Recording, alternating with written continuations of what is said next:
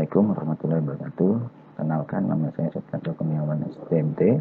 Saya adalah dosen prodi Teknik Sipil pada Fakultas Teknik Universitas Muhammadiyah Metro.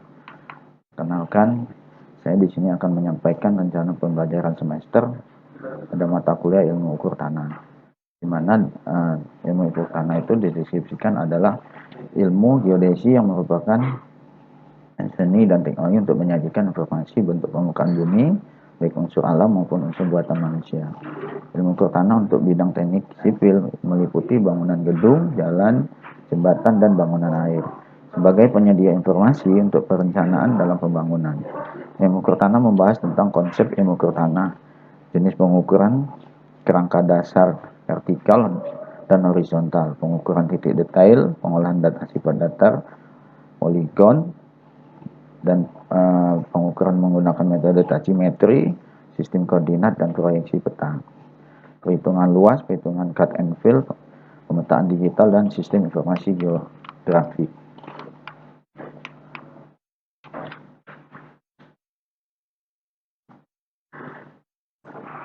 Capaian pembelajaran pada lulusan atau disingkat dengan CPL.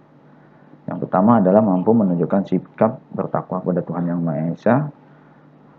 Sikap ini merupakan sikap religius. Yang kedua, mampu menunjukkan sikap bekerja sama dan memiliki kepekaan sosial serta kepedulian terhadap masyarakat dan lingkungan. Yang ketiga, mampu menunjukkan sikap bertanggung jawab atas pekerjaan di bidang keahlian serta mandiri. Yang keempat adalah menguasai pengetahuan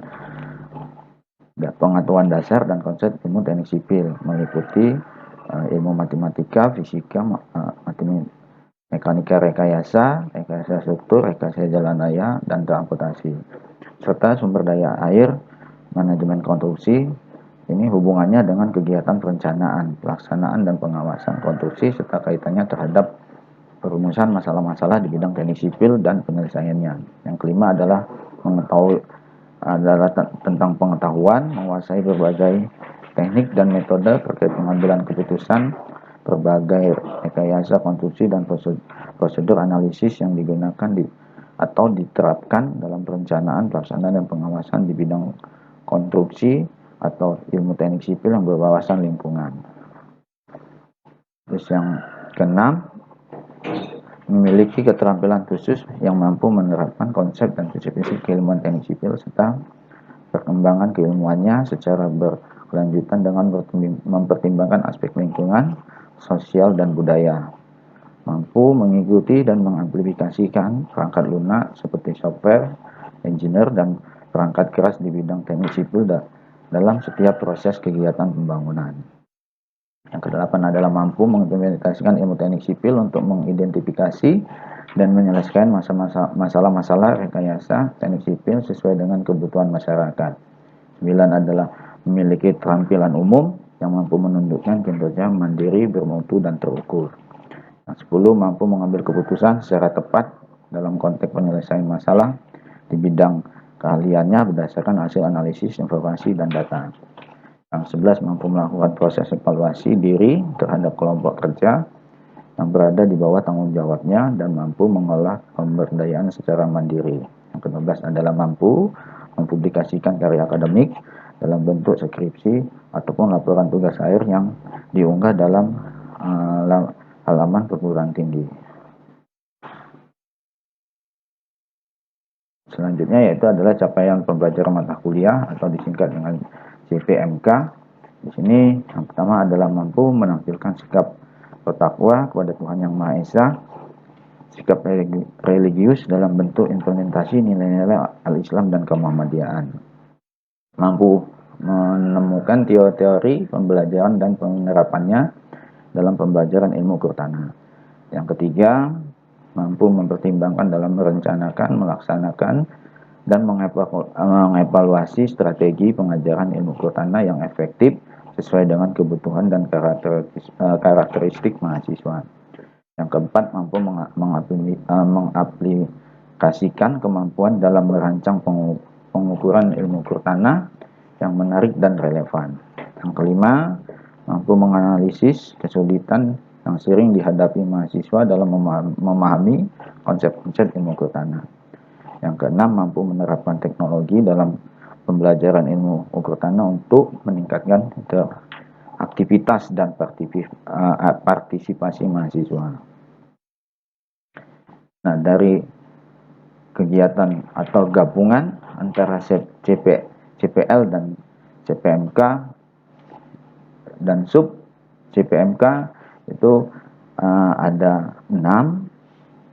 Yang pertama adalah mampu menampilkan sikap jujur, tanggung jawab, disiplin, komunikatif, dan kerjasama selama proses perkuliahan.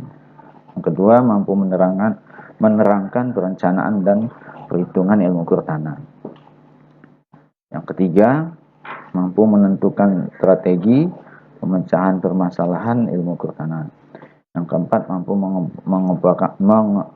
mengemukakan konsep keterampilan pemecahan masalah dalam ilmu ukur tanah.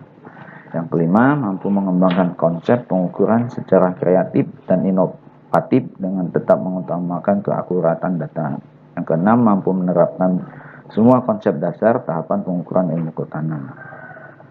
Nah, di dalam proses pembelajaran, maka saya akan membagikan ada 16 kali pertemuan dalam satu semester, di mana masing-masing materi itu ya, yang pertama adalah pendahuluan dan penjelasan kontrak kuliah. Yang kedua adalah pengenalan alat water fast. Yang ketiga adalah pengenalan alat tedoli. Keempat itu adalah pengukuran metode tachimetri. Yang kelima adalah pengukuran metode poligon. Yang keenam adalah pengukuran sifat datar profil memanjang dan melintang. Yang ketujuh adalah menggambar peta situasi. Yang kedelapan adalah ujian tengah semester. Yang kesembilan adalah praktikum atau praktek, di mana pada pertemuan 9 ini mahasiswa akan dibentuk kelompok untuk melakukan praktikum atau survei data langsung di lapangan. Pertemuan ke-10 sampai dengan pertemuan ke-15, mahasiswa akan membuat laporan hasil dari praktikum yang akan dilaporkan kepada dosennya atau pengampu mata kuliahnya. Terus yang terakhir yaitu adalah ujian akhir semester. Nah, metode penilaian dan bobot penilaian untuk syarat kelulusan pada mata kuliah ilmu ukur tanah ini itu penilaian dalam kelulusan mata kuliah ilmu ukur tanah itu dibagi menjadi 6. Yang pertama adalah dengan bobot 20%. Itu adalah instrumen penilaiannya adalah aktivitas dan partisipasi. Ya, metode yang dinilai adalah sikap jujur, tanggung jawab, disiplin, komunikatif, dan kerjasama. Terus ada dengan penilaian 5%, yaitu berupa tugas. Di sini adalah menganalisis, penyelesaian, dan evaluasi kemandirian pada mahasiswa. Yaitu dengan 5% bobot penilaiannya yaitu berupa instrumen penilaiannya adalah kuis. Metode penilaiannya adalah tentang pemahaman konsep pengukur tanah. Selanjutnya adalah dengan bobot penilaian 15% yaitu ujian tengah semester, di mana metode penilaiannya ini adalah tentang pemahaman pembelajaran ilmu ukur tanah. Terus ada dengan bobot penilaian 30% yaitu ini adalah hasil proyek atau laporan praktikum dari penilaian, analisis, penyelesaian, dan evaluasi tugas laporan ilmu ukur tanah. Yang terakhir yaitu adalah ujian akhir semester dengan bobot penilaian 25. Di sini metode yang penilaiannya adalah tentang pemahaman metode perhitungan ilmu ukur tanah. Demikian tadi presentasi pemaparan tentang rencana pembelajaran semester pada mata kuliah ilmu tanah.